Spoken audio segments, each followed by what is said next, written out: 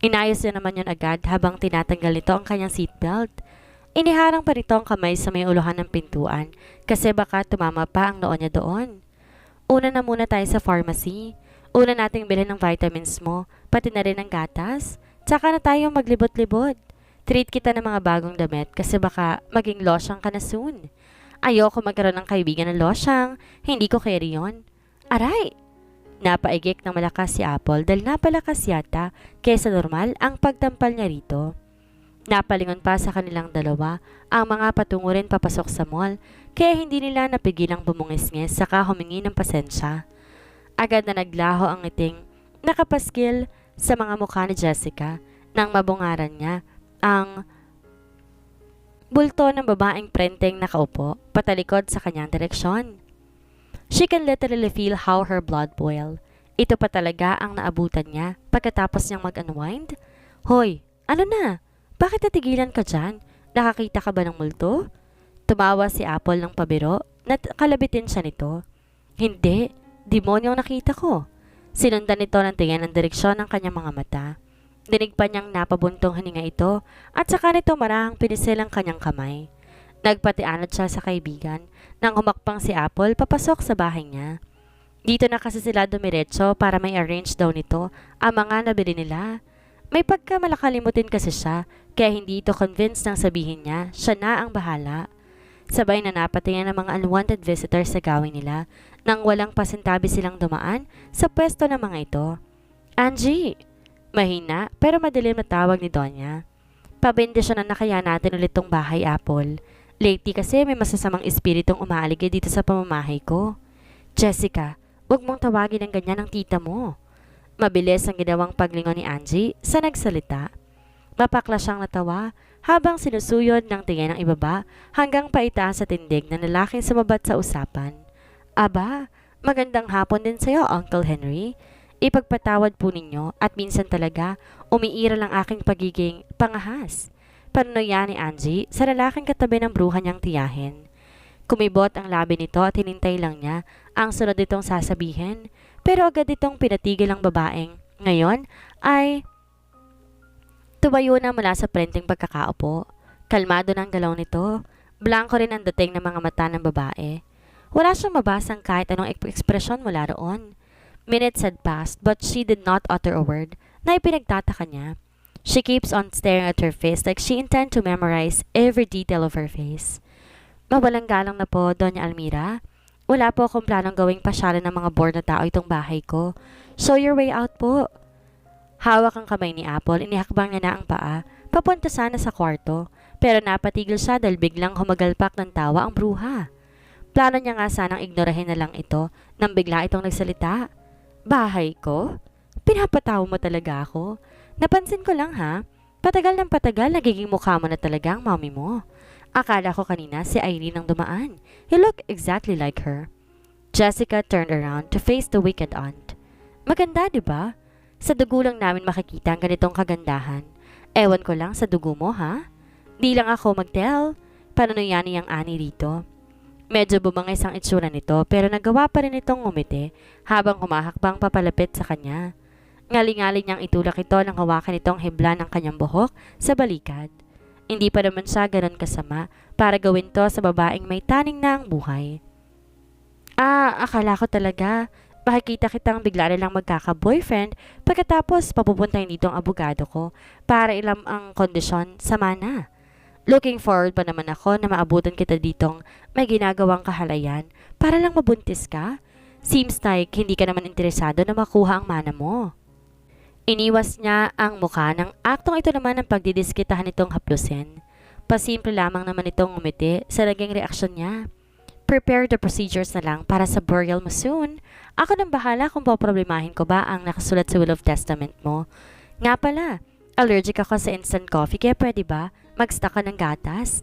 See you sa lamay mo, ha? She plastered a grin before turning him back pero naramdaman na lang niyang hinablot ni Almira ang kanyang buhok. Napaigik siya dahil sa lakas sa tigpit ng pagkakahawak nito. Pati yata anit niya gusto nitong isamang tanggalin. Manang-bana ka talaga sa mama mong malandi. Nagpuyos ang kalooban niya sa sinabi nito kaya nag-ipon siya ng lakas para mapaharap sa nagwawalang babae. Di nagtagal lumuwag ang pagkakahawak nito sa buhok niya. Seeing it as an opportunity, madalian niyang naabot ang buhok nito. Tsaka tulad ng ginawa nito kanina, kinimkim sa nakakayom na kamay. Mahigpit na binalot niya ang buhok nito. Baga pa itong napatingala dahil sa kanyang ginagawa. Inawat sila ng dalawang saksi sa pagbabangayan pero walang ni isa sa kanila ang gustong bumitaw. She won't. Bakit naman siya titigil? Binastos nito ang mama niya. Her mom is the first and last woman she will adore her entire life. Walang karapatan ng bruhang babaeng ito para pagsalitaan at tawagin ng mama niya na malandi. Binalingan niya si Apple. Tinampal niya ang kamay nito at saka pumapasag siya sa bisig nito nang yakapin siya nito sa puwersang inihiwalay kay Armina. Ganon din ang ginawa ng lalaki ni Armina. Si Henry, pero ayaw niya pa rin kumalma. Hindi niya pa magawang kumalma. Nanonood at tagos sa buto ang galit na nararamdaman niya ngayon. Bitiwan mo ko, Apolinario. Papatayin ko yung babaeng yan. Dapat na siyang mamatay. Ako mismo ang papatay sa kanya. Hayop siya. Labay-zitid niyang sigaw habang bumibigsi mula sa mahigpit na pagkakahawak ni Apple. Hindi niya magawang makawala hanggang sa nanghihina siya ng tuluyan. Nalingonan niyang pangising-isi lamang ang bruha habang inaayos ang nakabuhaghag nitong buhok. Nakita niya ang maraming buhok ang nalagas dito at sigurado siya hindi lang yun ang lahat na nabunot sa anit nito. Akto na sana niyang susugurin ulit pero mabilis itong nailayo ni Henry. Dire-diretso ang pagtungo ng mga ito palabas ng bahay. Sapo ang noo, napaupo siya sa sahig. Pinipigilan niyang luhang may balak pumatak anumang oras mula ngayon. Naiiyak siya dahil sa matinding frustration at galit. Marahang paghagod ng kamay ang naramdaman niya sa kanyang likod. Mainit yon, para rin kasabay nitong hinaplos ang puso niya. She stood up and embraced Apple for a hug. Isiniksik niya ang mukha sa dibdib nito, tsaka hiniyaang dumaloy ang mga luhang nagpaligsahan sa pagpatak. Shh! Tahan na.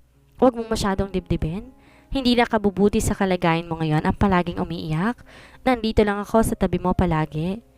Tuluyang kumawala ang hagulhol sa kanyang bibig dahil sa panghuling sinabi ni Apple. Ano na lang kaya siya ngayon kung di niya to nakilala at naging kaibigan? Sino kaya ang magtitiis na pakikisamahan at aaluhin siya sa mga ganitong sitwasyon? No one can do like what Apple does. She's the best thing she got after losing her parents. Apple? Maamong tawag ni Angie sa kaibigan. Agad dinalohan siya ni Apple para makaupo sa sofa. Bigla kasing nawalan ng lakas sa mga tuhod niya at muntik na siyang matumba. Mabuti na lamang at agad nitong naisuporta ang kamay sa kanyang likod. Apple? Muli ay tawag niya rito. Sa nag-aalang boses, tinugon siya ng kaibigan. Bakit? Magluto ka? Tapos lagyan mo ng maraming cheese, ha? Pasinghot-singhot pa siya na sabihin iyon pero bigla napasigaw siya ng malakas. Pitik sa kanyang noo ang natanggap niya mula dito. Paiyak-iyak ka pang bruha ka? Gutom ka sa kakaiyak mo tapos ako din pala magluluto? She mentally grinned. Paano ba naman kasi? Matapos itong magreklamo, umalis din agad ito papunta sa kusina.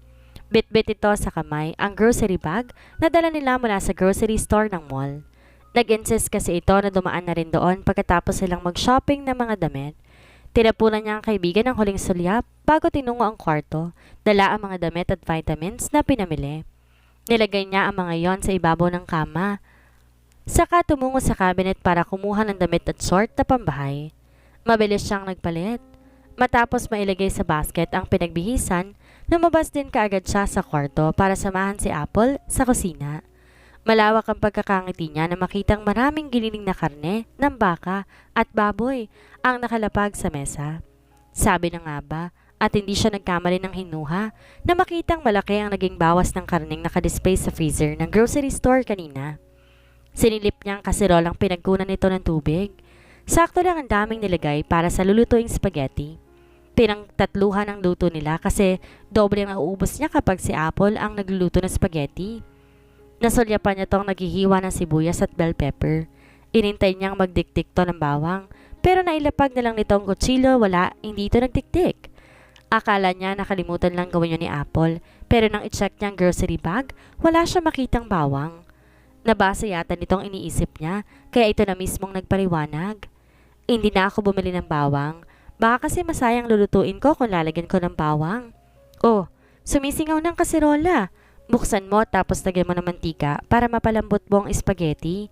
Ikaw nang bahala dyan. Akong gagawa ng sarsa. Tinunguan niya ito at saka ginawa niya ang utos ni Apple. She felt satisfaction na makitang sakto lang ang timing at temperature ng pagpapalambot niya. Maayos kasi ang pagkakahiwa-hiwa rin ng spaghetti noodles. Walang namumuo. Malawak ang ngiti. Nasilip naman niya ang gawin ng kaibigan. Kasalukuy na itong pinakukuluan ang giniling na baka at baboy na nilagyan ito ng dahon ng laurel, siling pula at saka konting tubig. Umaalingaso ang bango nito na siyang pumupuno sa kanyang ilong. Mas lalo tuloy siya nakadama ng gutom. Pinatay niya ang apoy sa pinalambot niyang spaghetti noodles. Baka kasi masobrahan ng lambot at di na masarap kainin. Ilang beses siyang lumunok ng laway. Nasa spaghetti noodles kasi ang mga mata niya, pero ang isip niya nasa ginagawa ni Apple. Nilalagyan na kasi nito ngayon ng spaghetti sauce, ketchup at saka paminta, ang pinakuluan nitong sahog kanina. Tinimplahan pa nito yon ng asin, saka muli tinakpan para ipagpatuloy ang pagpapakulo. Ang laway mo, hoy! Punasan mo yan! Che? Angil niya kay Apple dahil akala niya, tinutokso lang siya nito pero nang kapain niya ang gilid ng labi, napanganga siya. Literal nga na naglaway siya. Hilaw nang umiti siya, tsaka pasimpleng pinunasan ng dumalay sa laway. Doon ka na muna sa sala, manood ka muna ng palabas. Iatid ko lang ito doon pagkatapos na ako. Hayaan mo na yan dyan, ako nang bahalang tumapos nito. Pangiti-ngiti, binitawan niyang sandok, tsaka sinunod ang utos nito. Pasimple pa siyang dumaan sa tabi nito para maamoy ng mas matagal ang bango ng sinisingaw na sarsa, pero kaagad tinawakan siya ni Apple sa magkabilang balikat para papuntahin na siya sa sala. Nagpa-cute na rin siya dito pero hindi talaga umubra at kinutusan pa nga siya sa ulo. Paamoy lang kasi. She managed to display a pout pero pinitik lang nito ang dulo ng labi niya habang tumatawa. Hindi ka aso kaya pumunta ka na doon. Matuto kang maghintay. Inirapan niya ito bago nagusang pumunta na sa sala. Panigurado kasi uulanin siya nito ng sermon pag di talaga siya titigil sa kakadistorbo sa ginagawa nito. She immediately grabbed the remote saka binuhay ang nakapatay na telebisyon. Paulit-ulit ang ginawa niyang paglipat ng channel pero wala talaga siyang matipuhan sa isa sa mga palabas. Pipindutin niya na sana ang off ng mamataan niya ang mga nakahilirang DVD tapes sa ilalim ng lalagyan ng TV. Nag-i-imbak siya ng mga tapes pero hindi niya pa nasusubukan na panoorin ang mga yon. Tingnan nga natin kung ano magandang panoorin sa inyo. Nakasalampak siya ng upo sa sahig habang isa-isang tinitingnan ang descriptions ng mga tapes na naroon. May nakita siyang comedy pero parang di niya bet manood ng nakakatawa ngayon. May horror din kasi kaso baka magulat ang fetus sa tiyan niya. Sa huli, isang romance movie ang kanyang napili. Naging curious lang siya kung bakit kabit ang involved. Isinalang niya agad iyon sa DVD. Na magsimula na agad siyang bumalik sa kinauupang sofa at doon ay sumalampak ulit ng upo. Di nagtagal parang hipnotismong lingon niya ang paparating na aroma na kanina pang pumupukaw sa kanyang nagwawalang bituka. Dala na ni Apple ang niluto nitong spaghetti. Halos mapunit ang labi niya sa laki ng pagkakangiti na makitang marami itong nilagay na keso, just like what she requested. With a thankful heart, she mouthed a word of thanks to Apple. Nginitian naman siya nito at saka tumabi ng upo, matapos may lagay ang dala nito sa mini table na nasa kanilang harapan. Malinis ang pagkakamanipula nila sa sitwasyon. Ayon sa sinabi ng source na nasagap ko, lahat ng ebidensya nakaturo na ngayon kay Rizal Reyes. Yung mga statement din ng mga taong involved na may alam sa nangyari ay nagsibago na rin. Hindi mapigilan ni Xavier ang mamangha. Napakalakas talaga ng impluwensya ng taong kinakalaban niya. Kaya nitong gawing katawa-tawa ang mga ebidensyang inihaharap niya kung sakali sa husgado. The solid evidence is gone and snatched out from his own hands. Kaya malaki ang magiging role niya kung sakaling kalad ka rin ng ganun lang kadali ng mga ito ang kaso. Pero kailangan na muna niyang isang tabi ang self-blaming. It won't help him solve the case he's facing anyway. Maybe some other time. Maybe after all this chaos. Naniniwala akong walang perpektong krimen. He took a glimpse on Emerson's side. Abala to sa paglalabas sa mga medyas nito na pang isang lingguhan yata dahil sa dami. Kung umabot man sa point na wala akong may papakitang ebidensya at meron silang ipanggigiit kay Rizal, I will prove to the court that their evidence are tampered. para ma-invalidate ang effectiveness nito sa korte. Sisiw lang sa akin yun. Oo nga naman. Tama na yung naisahan ka, di ba? Di na lang niya tinugon ang pang-asar ni Emerson sa kanya. Kung iisipin kasi, may sarili din tong mga kaso hinahawakan, pero nagawa pa rin itong masingit ang pagtulong sa kanya.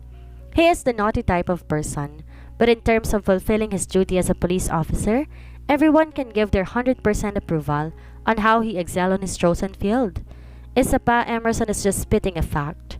Malalakas na kalabog mula sa sadyang inihulog na palanggana ang nagpabalik sa kanyang diwa. Di niya namalayan may sinasabi pala ito. Kita niya lang kumibot-kibot ang dulo ng labi ni Emerson. Akala niya nantitrip lang ang lalaki, pero mukhang siya lang itong hindi nakakarinig dahil biglang pumasok sa isip niya ang kudlit ng isang alaala. Napapansin ko, madalas nililipad ng hangin ang kung saang dakong isip mo nitong mga nakdaang araw. May gumugulo ba sa isipan mo? Hindi siya nagsalita. Imbes pinulot na lang niya ang nahulog nitong planggana, nalagay sa tabi ng medyas at tapos na nitong mansabunan.